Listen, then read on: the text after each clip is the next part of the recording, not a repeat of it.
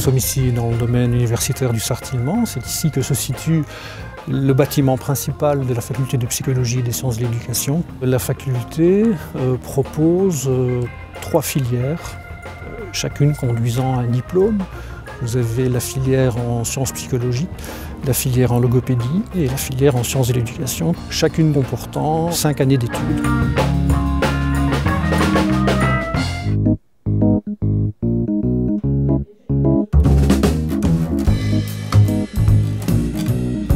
J'enseigne au département éducation et formation ici à la faculté de psycho et des sciences de l'éducation. Mes cours commencent en bac, en 2e bac, où là, ça traite des méthodes de formation et des théories de l'apprentissage. Au sein du master, on a ici une salle qui s'appelle Caféim et qui permet de mener des travaux pratiques. Les étudiants, par exemple, analysent des plateformes d'enseignement à distance, des dispositifs de formation.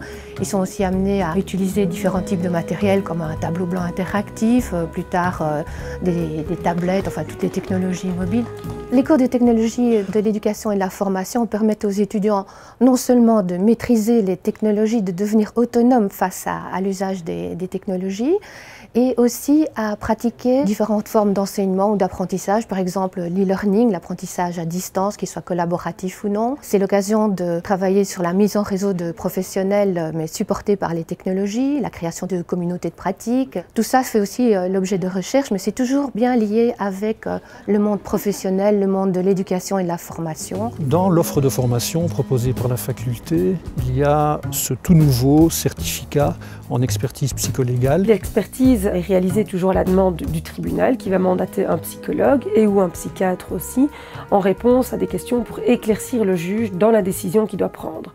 Les décisions, c'est par exemple en matière familiale, l'hébergement des enfants, en matière pénale, la personnalité du prévenu ou en matière de dommages pour les victimes d'agressions, d'abus, victimes d'accidents de voiture, etc.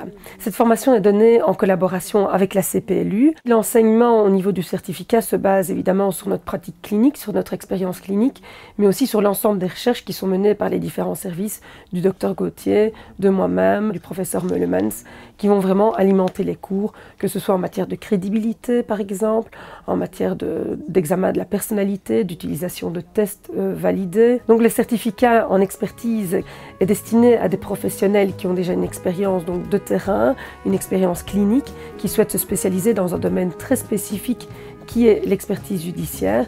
Et cette formation est organisée sur 2 ans.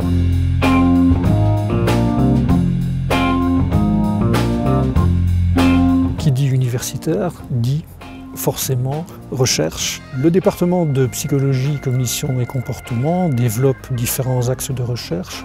Un axe important étant celui des neurosciences cognitives. Dans notre département, nous avons une dizaine d'unités de recherche qui sont spécialisées dans la mémoire, l'attention, le langage. Beaucoup de recherches se font en collaboration avec des médecins, des ingénieurs, des physiciens et des neurologues basés au centre de recherche du cyclotron où nous utilisons les infrastructures en termes d'imagerie cérébrale qui nous permettent justement d'étudier l'interaction entre d'une part le comportement, les fonctions cognitives et faire le lien entre ces performances comportementales et leur substrat cérébral.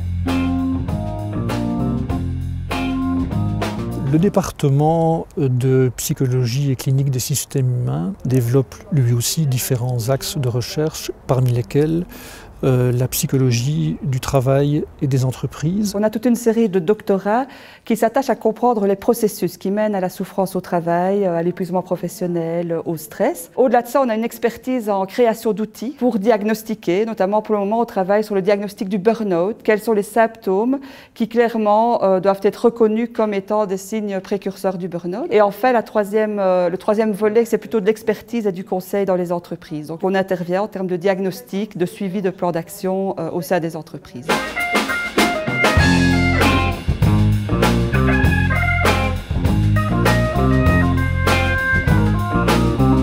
Ici, on est dans le centre névralgique de l'enquête PISA. Le département éducation et formation est responsable depuis le début des années 60 de la mise en œuvre des études internationales en sciences de l'éducation. Dans le cadre de PISA 2009, et à travers le monde, c'est plus ou moins 70 pays pour un demi-million d'élèves testés à travers 20 000 écoles. Les résultats de ces études ont un impact considérable sur les politiques éducatives et notamment depuis PISA 2000, nous avons pris conscience en communauté française de Belgique de la grande iniquité de notre système éducatif. Donc les politiques éducatives ont réagi vis-à-vis de cette iniquité. Grâce à ces études internationales, les membres du département ont acquis une très longue expertise qui est reconnue à travers le monde.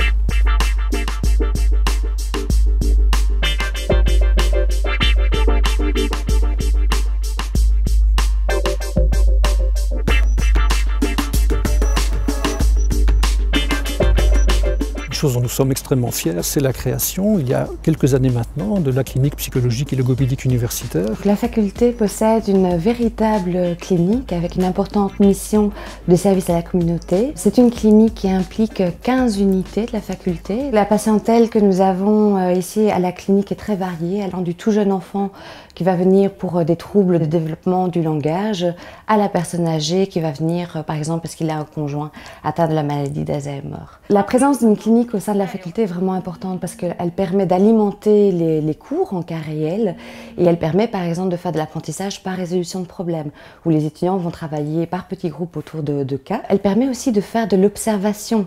Donc on a des dispositifs qui permettent aux étudiants d'observer de véritables consultations, des bilans, des entretiens. Par exemple, des salles de consultation sont équipées de caméras et plusieurs stagiaires peuvent observer en même temps derrière un ordinateur la consultation qui sont en cours.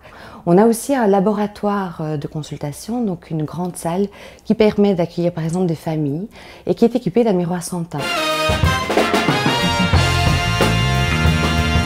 La faculté se trouve aujourd'hui à un moment clé. Bien sûr, on veut maintenir notre niveau d'excellence, mais nous voulons également nous inscrire de plus en plus par rapport aux réalités sociales de notre temps, par rapport à des problématiques telles que celle de l'exclusion sociale, problème de l'inadaptation sociale, ou encore la question de la psychologie du vieillissement. Et puis, à côté de ça, nous voulons aller plus loin et de manière plus approfondie dans cette intégration entre la clinique psychologique et logopédique universitaire et la formation pratique, la formation clinique de nos étudiants.